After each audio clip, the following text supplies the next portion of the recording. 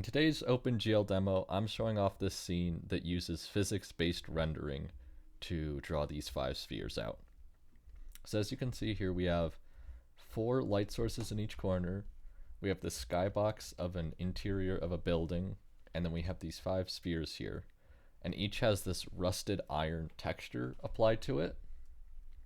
And you can see, if you look up close, you can see the individual grooves in the metal and how they reflect light differently, and you can see how the rusted parts of the metal don't reflect, or they don't reflect nearly as well as just the regular iron parts do.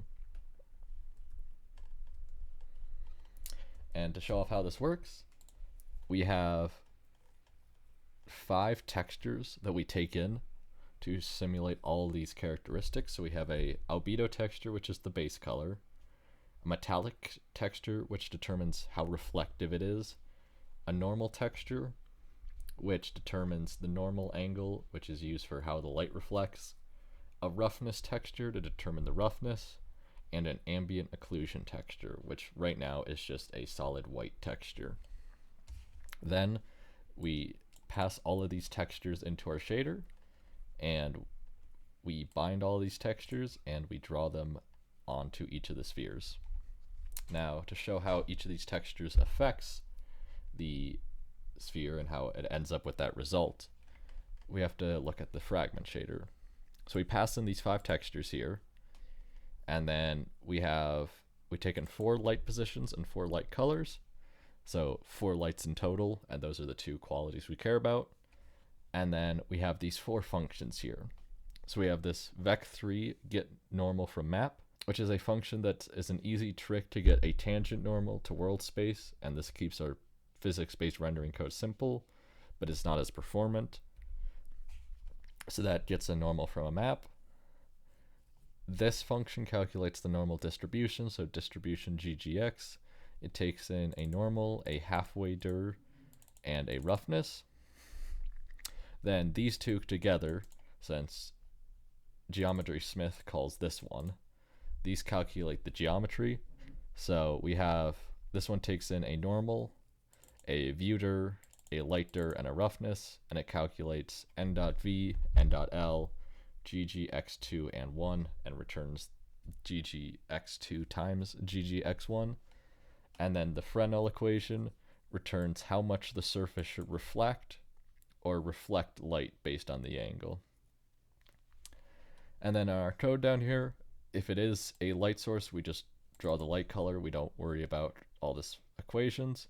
But otherwise, we extract the albedo, normal, metallic, roughness, and ambient occlusion from the textures.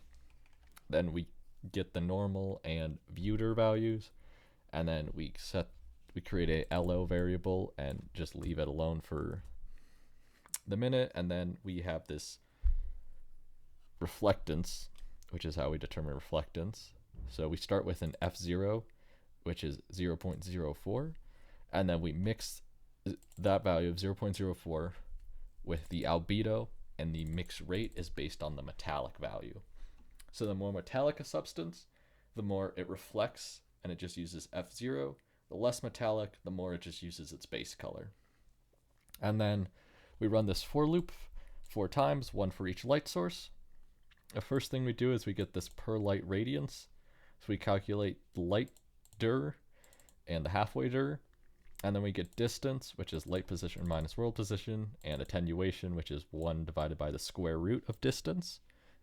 And then we calculate radiance, which is light color of I, which is so one of the 4 light colors, times attenuation. And we use the Cook-Torrance equation, so we get vec3 of f is equal to Fresnel, and that function we had. Then we have ndf, which is the distribution ggx, and then float g is the geometry Smith. So we run all the equations that we had up before, and then we create a numerator, which is ndf times g times f, and then the denominator is 4 times the dot of the normal and the view dir times the dot of the normal and the light dir, and then we add this 0.00001 so that no matter what, we never divide by 0, and then to calculate spectre, we do numerator divided by denominator. And then down here we get ks equals f, and then kd is equal to 1 minus ks. Then we times kd by 1 minus the metallic value, and then we add to low, that variable we created up, kd times albedo divided by pi plus specular times n dot l, which is this, plus times radiance. So this adds pretty much all the stuff we calculated to LO, which then down here, I'll explain this part in a second, right here, but we take that LO value plus this ambient we calculate here, and we add it to color. Then we convert the color from an HDR range to a regular LDR range, and then we gamma correct it, and then we set that color equal to frag color. So that is how we calculate all the colors of the sphere here. Now, what we do is, for this part, what we are doing is we're taking a radiance texture, and then we are getting the diffuse, we are calculating diffuse light based on this irradiance texture, and then from there we derive this ambient light.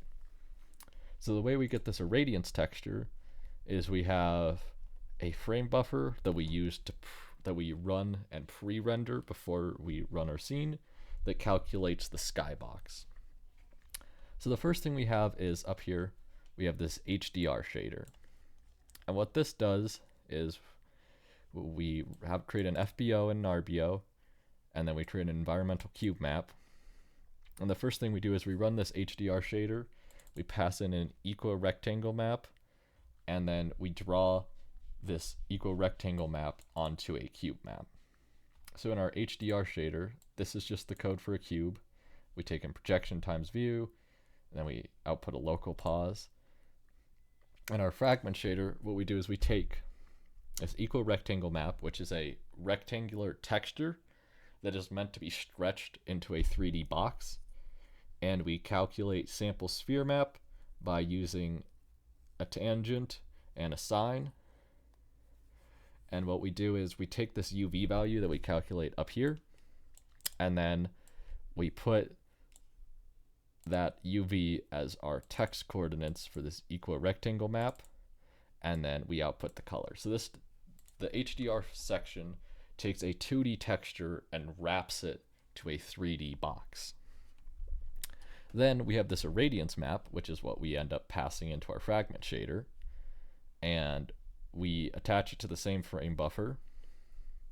And then this time what we do is we run the irradiance shader, and what this one does is it, in essence, is a very strong blur. It takes all of the different directions and blurs them together. So I can actually show you what this looks like since we generate an irradiance map. So this is what our scene looks like normally once it loads, and this is what the background looks like. But if we go down here and we set our environment cube map, instead of passing that in, we can pop in our radiance map, and I'll show you what the irradiance map looks like.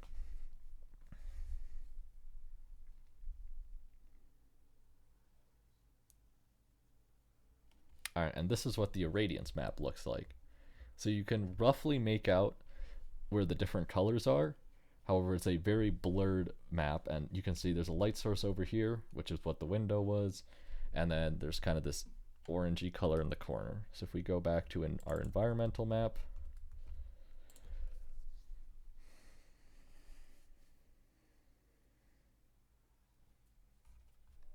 we can see here the window is back, and so is the floor. Alright, so what we did was we got a 2D texture of the scene, we stretched that to a 3D box, and then we blurred that 3D box. And now we can take that irradiance map, which is that blurred 3D box, and pass it into our fragment shader.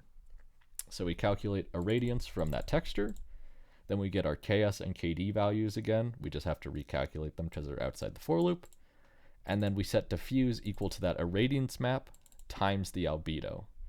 So what this does is, it, in essence, whatever color the scene is, it sort of reflects that ambient light onto the spheres. So without this, the cubes would look a little more out of place, as they wouldn't blend as well. And then finally, to render the skybox itself, we use our skybox shader, which is this here, which simply gamma corrects and turns it into LDR and then renders it. And we just render this to a cube that is centered. And so we take view, but we get rid of the translation of view. And then we do not take in a model. So this is just a box that is centered on yourself. And we, in our sky vertex shader, we set the Z value equal to W, so it's always 1.0, which means it is rendered as the farthest depth away, which gives the illusion that you're in this massive room. And if you're curious on each of these textures, this is just a regular base color, so this is how it normally would look if you rendered it without any special lighting. Metallic is a black and white map that determines what areas should be reflective and what shouldn't be. Normal map determines what vector the normal points in, and that's used for lighting. Roughness is also like metallic. It's a black and white map. And then this ambient occlusion map is a white color, as it is not really used in this scene. But if you want to see an example of how to use ambient occlusion, you should check out this video here where I explain just that. It's its own separate scene inside a box with some rocks, and you can see what ambient occlusion does. And until next time, see ya.